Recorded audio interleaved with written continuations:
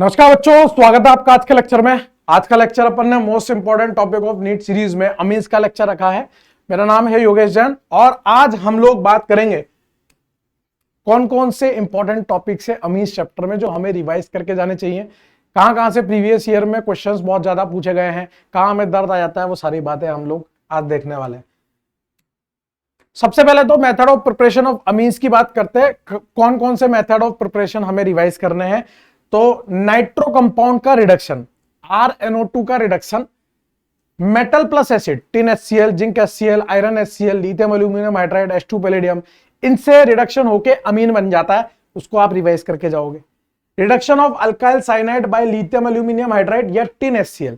Cyanide का जब आप टिन HCl से रिडक्शन करते हो ना तो अमीन बनता है। SnCl2HCl से करते हो तो अल्डिहाइड बनता है, स्टीफन रिडक्शन है, वो अलग चीज है। तो इसको आप रिवाइज करके जाओगे अल्काइल साइनाइड के रिडक्शन को। Very important reaction, name reaction है गैब्रियल थैलेमाइड सिंथेसिस, बहुत इंपॉर्टेंट है। बेस्ट मेथड है 1 डिग्री अमीन बनाने का, प्राइमरी अमीन बनाने का बेस्ट मेथड है। ये आपका थैलेमाइड है, एक्वस KOH, अल्काइल हैलाइड, फिर एक्वस KOH या फिर NaOH भी लिखा हो सकता है। तो यहां से आपका 1 डिग्री अमीन बन जाता है और थैलिक एसिड का सॉल्ट रीजनरेट हो जाता है। इसमें कोई मतलब कुछ भी नहीं है, इसमें सिर्फ ये अल्काइल हैलाइड जो है ना, इसमें हेलोजन की जगह पर आपको NH2 ग्रुप लगाना है, दैट्स इट। बस एक चीज का ध्यान रखना है कि यहां पे ये अल्काइल हैलाइड जो है ये SN2 देने योग्य होना चाहिए, SN2 देने वाला होना चाहिए।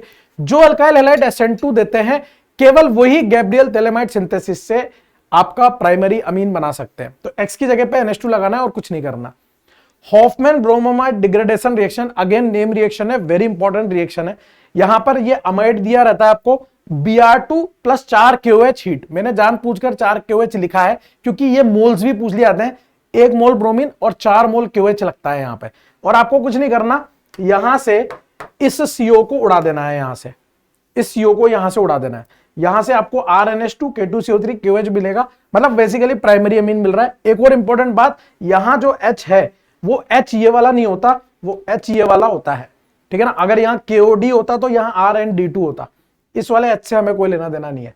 ये कुछ इंपॉर्टेंट बातें, ऐसी छोटी छोटी बातें आपको कहां मिलेगी, तो आप इसका भी मतलब माइंड मैप सीरीज जो मैंने आपको बताया था पहले, माइंड मैप सीरीज में अमीन्स 50 या 50-55 मिनट में मैंने पूरा रिवाइज करा रखा है कंपटीशन वाला चैनल पे। तो आप वहां से क्विक रिवीजन कर सकते हो, पहले पूरा थ्योरी प्लस क्वेश्चंस का, फिर आप प्रीवियस ईयर के क्वेश्चंस लगा लेना, है ना। वो आप चाहो तो उम्मीद 2.0 में जो प्रीवियस ईयर के क्वेश्चंस है ना, वहां से लगा सकते हो, पूरे डिस्कस्ड है वो, है ना, मैंने पूरे डिस्कस कर रखे हैं, वहां से कर सकते हो प्रीवियस ईयर के क्वेश्चन। ठीक है दोस्त, तो ये कुछ method of preparation of amines की इंपॉर्टेंट रिएक्शन थी। अब बात करते हैं next chemical properties of amines की, है ना। अमीन्स की कौन कौन सी केमिकल प्रॉपर्टीज इंपॉर्टेंट है। एक तो बेसिक स्ट्रेंथ में वो होता है ना 213 231 वाला order, 2 degree 1 degree 3 degree aqueous phase में, और 231 2 डिग्री 3 डिग्री 1 डिग्री, ये मिथाइल में और इथाइल में, वो आपको लर्न होना चाहिए। कौन कौन से अमीन्स के टेस्ट इंपॉर्टेंट है, रिएक्शंस भी हैं और टेस्ट भी हैं। एक तो कार्बाइल अमीन टेस्ट। कार्बाइल अमीन टेस्ट सिर्फ और सिर्फ 1 डिग्री एलिफेटिक और एरोमेटिक अमीन के लिए होती है।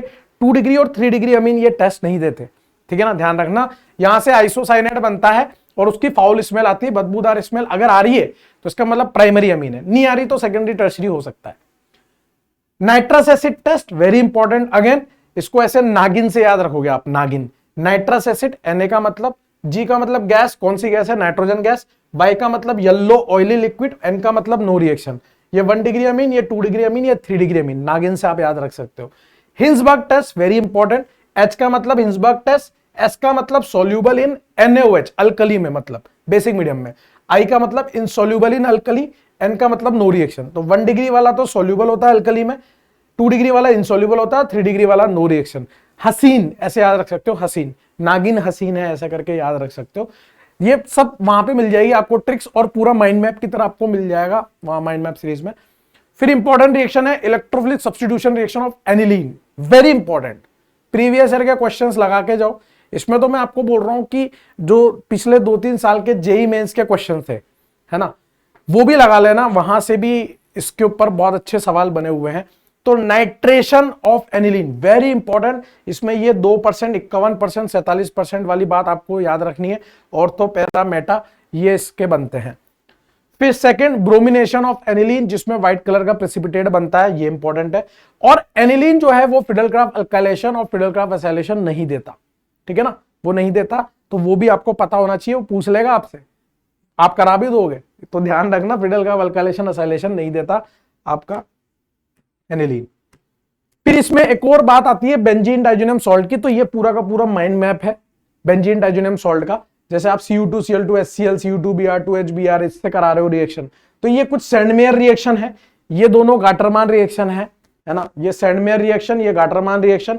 अगर आप HbF4 के साथ करा रहे हो तो फ्लोरोबेंजीन बनता है, ये बाल-शीमान रिएक्शन है। और ये PHN2+ Ki हीट के साथ आयोडोबेंजीन बनता है ना। तो वैसे इस रिएक्शन का कोई नाम नहीं है ना।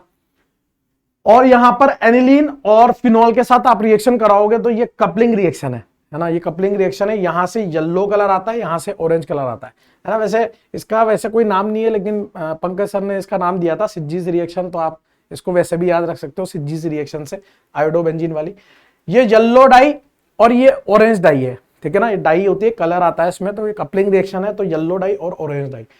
H3PO2 के साथ या इथेनॉल हीट के साथ आप रिएक्शन कराओगे तो यहां से बेंजीन बनता है, तो ये रेडॉक्स रिएक्शन है। और पानी के साथ हीट करोगे तो फिनॉल बनता है। ये पूरी की पूरी एक चार्ट बन गया आपका, रिवाइज यहीं के यहीं हो गया। अब बस क्वेश्चन कर लो, इसके बाहर इसमें तो क्वेश्चन नहीं आते। बात समझ में आ गई? तो ये पूरा का पूरा आपको अमीन्स इस तरह से रिवाइज करना है। कौन कौन सी इंपॉर्टेंट रिएक्शन है वो मैंने आपको बता दी। क्विक रिवीजन के लिए आप माइंड मैप सीरीज से देख लो। PYQ के लिए आप उम्मीद 2.0 या 3.0 को फॉलो कर सकते हो, या 1.0 को भी फॉलो कर सकते हो, जो भी आपको करना है ना। प्रीवियस ईयर के क्वेश्चन आपको वहां मिल जाएंगे, ठीक है ना। तो ये अमीन्स खत्म हो गया। अब नेक्स्ट चैप्टर अपना बायोमोलिक्यूल्स रहेगा, तो उसके बारे में बात करेंगे। धन्यवाद।